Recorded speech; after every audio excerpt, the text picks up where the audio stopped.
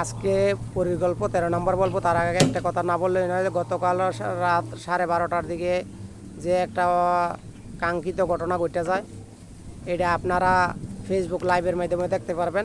যে ফেসবুক লাইভটা অন্ধকার, এই ফেসবুক লাইভটার মধ্যে দেখতে পারবেন। আমি কোনোদিন আমার ফ্যামিলি যে টিকটক এবং ফেসবুকের মাধ্যমে আনি না।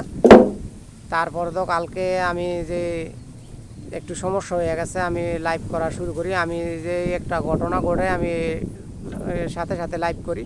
আপনারা ফেসবুক যারা চালান তারা ফেসবুক লাইভের মধ্যে দেখতে পারবেন। যাই আমি যে ঘটনার মাধ্যমে যাই, যে রাত্র 2টা বাজে, ওই হালকা একবার ঘুরে আমার দেয়, এটা দেয়, আরেকবার দেওয়ার পর 3বার দেওয়ার পরে ওই আমার পাশে এসে বসে। আমি শুয়ে রয়েছি, আমি জাগ্রত হই। তারপরে দাও বললো তুমি ওঠো না কা। আমি বললাম ঠিক আছে, আমার যে সামনে নতুন একটা ঘর দিছে মেহমানের জন্য, ওই ঘরের মাধ্যমে গেলেও সেফ। ওই বললো ঠিক আছে, তুমি ইয়া করো, তোমার চোখটি বন্ধ করো, তোমার ওই জায়গায় নিয়ে যাই। কারে তোমার মা তাজ্জুদ নামাজ পড়ার জন্য ওরে তো কথা বলে তো ফিস ফিস আওয়াজ হইবই। তো এর জন্য আঙ্গ সমস্যা হইতে পারে, আর আমারও ক্ষতি হইতে পারে। তারপর তো আমি চোখটি বন্ধ করলাম, আমার এই ঘরের মাধ্যমে নিয়ে যাওয়ার পরে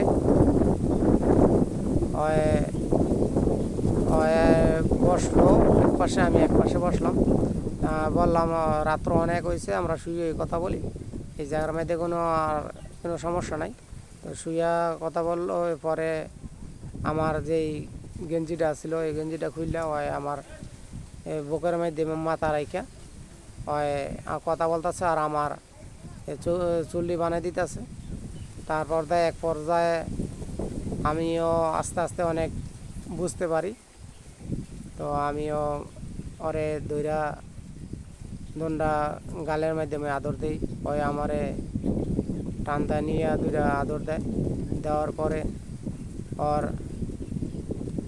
বুকের মধ্যে আমি মাথা রাইখা শুয়ে গল্প করতেছি। ওই আমার চুল্লি আস্তে আস্তে বানাই দেয়। অনেক ভাই এবং কি বোনেরা আমার রিকোয়েস্ট করে বিদায় আমি আমার বাস্তব পরিকাহিনী বলি। অনেক প্রিয় প্রবাসী ভাই আছে, মেসেঞ্জারে ফোন দেয় এই ঘটনা বলার জন্য, এর জন্য বললি।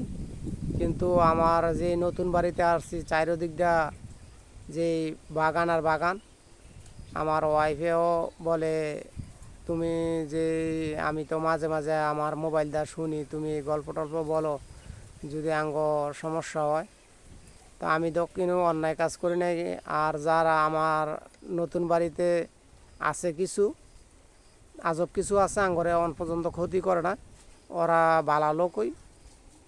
ওরা সবসময় আমাদের ছাদের মাধ্যমেও কিছু নাচে এবং কি আঙ্গ বাগানও ইয়া করে। কালকে যেই ঘটনাটা ঘটছে, আমি 12:30টার দিকে আমি ফেসবুকে আপলোড করে রাখি। ফেসবুক যেটা লাইভের মাধ্যমে আপনারা লাইভ চালু করলে দেখতে পারবেন।